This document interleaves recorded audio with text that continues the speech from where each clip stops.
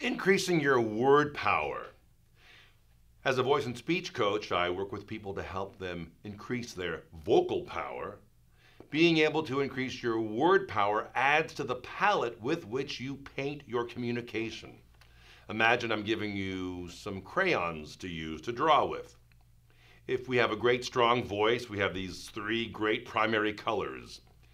But if we start to use individual words that are more specific, that actually connote exactly what it is you're trying to say, you become an even better communicator, and suddenly the number of crayons you're using expands. In this video, I'd like to talk about things that are secretive. Shh, I've got a secret. Let's get started.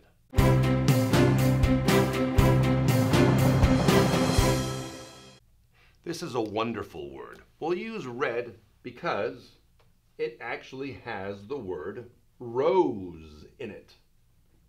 It's a Latin word, two Latin words. Subrosa, meaning literally under the rose. And this word has a fascinating history because even in ancient times, the idea of speaking underneath the rose was considered a secretive or sacred conversation. In the Catholic Church, they would oftentimes on a confessional have an outline of a rose, meaning that the conversations that were held within the confessional booth were sacred, were secret. So this word has the meaning of being secretive. Between two people, no one else will know. So we could say that the conversation we're having right now is to be considered strictly sub rosa. Might be similar to be saying something like off the record. It's not attributable to me, it's sub rosa. Our next word, surreptitious. Surreptitious is a wonderful word because it means secretive. Surreptitious. Whoa, how can I spell it? Surreptitious. It means done, made, or acquired by stealth. So let's say I were to suddenly decide I wanted to record our conversation, but I wasn't letting you know I was doing it. And I did it in a way that you were completely unaware. So I reached over and surreptitiously turned on my recorder. You want to be careful about doing that. The next word is another fantastic word, clandestine. So clandestine, again, another version of secretive.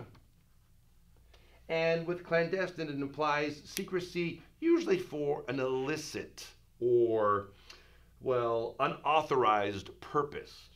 So let's say there were two people who were meeting and they didn't want anyone else to know, maybe lovers, let's say, and they were having clandestine meetings. So they might say to each other, we have to stop having these clandestine meetings. Maybe they wanted to tell other people about it finally.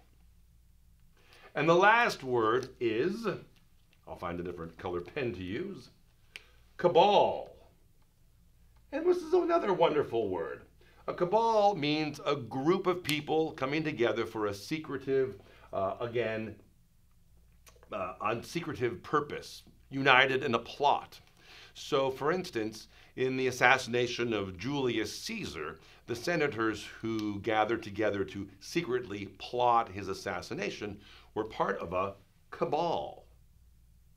So all of these words get a little bit more specific in the way that you describe secretive. So you're not always just saying, I've got a secret, it was very secretive, it was very hush-hush. You actually can start to increase the way that you say this. So start to use these words in a sentence. Start to use them proudly. Our conversation is completely sub rosa. Tell no one.